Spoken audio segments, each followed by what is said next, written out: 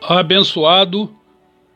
Nesse vídeo vamos estar fazendo mais uma abordagem teológica cristã cultural do livro O Leviatã, sob o enfoque da Bíblia, que está na passagem de Jó, capítulo 41, 34. O Leviatã olha para tudo com desprezo e entre todas as feras orgulhosa, ele é rei. Palavras do Senhor. Querido, o Leviatã ou Matéria é o livro mais famoso do filósofo, teólogo, o inglês Thomas Hobbes, escrito durante a Guerra Civil Inglesa, publicado em 1651. O seu título se deve ao monstro bíblico Leviatã. Aborda a forma e o poder de um Estado eclesiástico e civil. Trata da estrutura da sociedade organizada de um governo legítimo, soberano e absoluto. É considerado como um dos exemplos mais antigos e mais influentes da teoria do contrato social, uma das obras mais influentes já escrita do pensamento político. Hobbes escrever aqui o caos ou a guerra civil como situação identificada como um estado de natureza e pelo famoso lema latino Bellum Omnium contra Homines, eterna luta de todos contra todos, vindo do latim, que só poderia ser evitado por um governo central forte. Alega que os seres humanos, egoístas por naturezas, com essa natureza tenderiam a guerrear sempre entre si. Assim, para não exterminarmos uns aos outros, será necessário um contrato social que estabeleça a paz, a qual levará os homens a abdicarem da guerra contra outros homens. Mas, egoístas que somos, necessitamos de um soberano, que ele chama de o Leviatã, que puna aqueles que não obedecem ao contrato social. Nota-se que um soberano pode ser tanto uma pessoa quanto um grupo, eleito ou não. Porém, na perspectiva de Hobbes, a melhor forma de governo é a monárquica, sem a presença concomitante de um parlamento, pois este dividiria o poder e, portanto, seria um estorvo ao Leviatã e levaria a sociedade ao caos, como na Guerra Civil Inglesa. Bem, nesse aspecto político, para não ser radical religioso, Hobbes, concordo em gênero, número e grau com você. É exatamente esse caos de divergência de interesse dos próprios bolsos, das suas próprias finanças, que ocorre com a grande maioria dos integrantes do Congresso Nacional Brasileiro. Fecha aspas. Hobbes, você descreve o homem em seu estado natural como egoísta, egocêntrico e inseguro.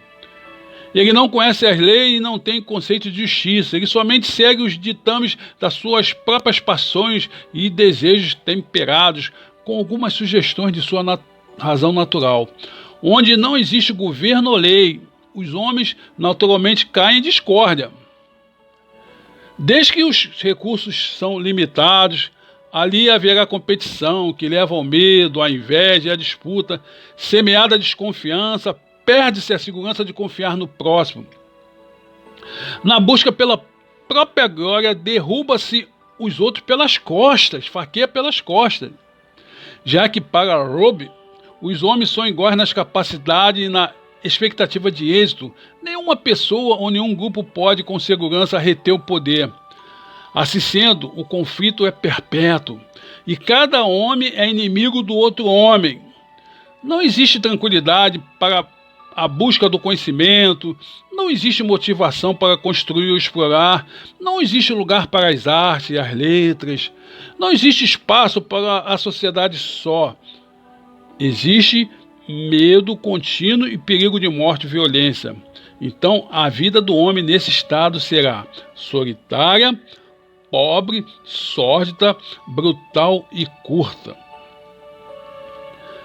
A defesa da monarquia é recorrente na obra de Robb, que compara a deposição de Carlos I pelos puritanos com a entrega de Cristo aos romanos por 30 moedas por Judas. Mas quando se estuda a filosofia de Robb, o problema da dominância do racionalismo ou do empirismo pode ser colocado em outros termos. Cá para nós, Robb. Comparar Carlos I com Jesus, você como teólogo, fala sério, né? Só uma informação, tu estudaste teologia onde, Robb? Ainda sobre a religião, uma das origens das acusações do ateísmo contra Robb tem origem no capítulo 12, onde o autor descreve como os primeiros líderes da sociedade primitiva criaram crenças e religiões para manter o povo em obediência e paz. Robb, você se titula teólogo, e como teólogo cristão, eu discordo de você nesse aspecto. Querido, a verdadeira religião é Jesus, que não escraviza nenhum ser humano. Disse ele mesmo: Deus me enviou para proclamar a libertação dos cativos e para restituir a liberdade dos oprimidos. Lucas, capítulo 4, versículo 18. Aleluia. O livro O Leviatã aponta que uma desvantagem comumente na existência de um contrato social é a impossibilidade de desfazê-lo. Portanto, nenhum dos súditos pode se libertar da sujeição sob qualquer pretexto de infração. A respeito das leis civis, o soberano de um Estado não se encontra sujeito às suas próprias leis. Se acha acima da lei, Robb. Eu já vi isso aqui no Congresso. Pois tem o poder de fazê-lo e de revogá-lo. Discorda, hein, Robb? Segundo Robb, para entender de verdade qual é esse dever civil, é preciso saber quais são as leis de Deus. Sem noção desses postulados, um indivíduo pode receber ordens que contrariam os seus pressupostos. Robb questiona por que o homem obedece a Deus. O homem deve obedecer a Deus, segundo ele, porque Deus é a sua criação, como uma obrigação em troca de benefício. Mas porque Deus tem um poder onipotente, segundo ele. Esse poder surgiu da natureza diferentemente de outros, que surgem por pacto. O domínio sobre os homens é obtido naturalmente pelo poder superior e excelente de Deus, tendo a partir dessa qualidade a capacidade de afligir todos os seres humanos como todo-poderoso e não como Criador a quem se deve. Novamente errado, Robb.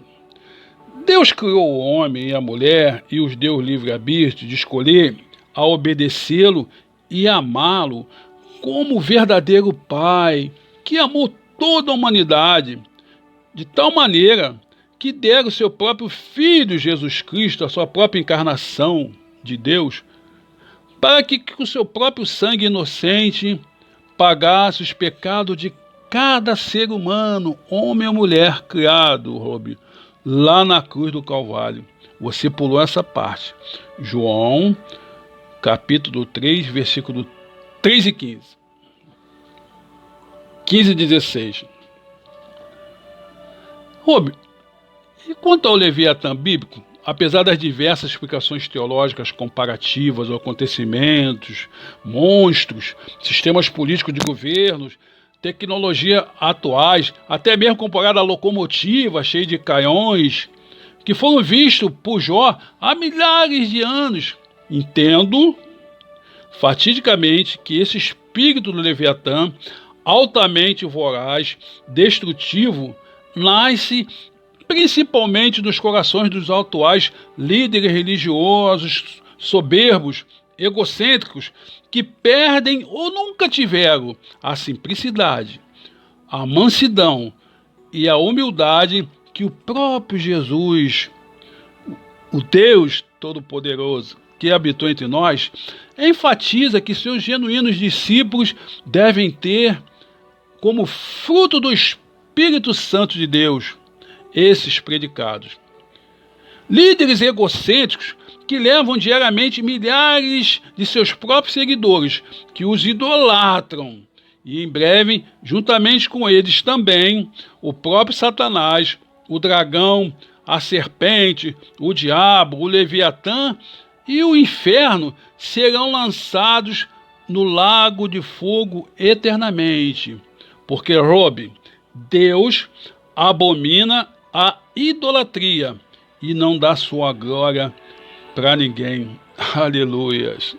E você, abençoado e ouvinte desse vídeo, gostaria de hoje ainda ter Cristo Jesus como Senhor e Salvador da sua vida?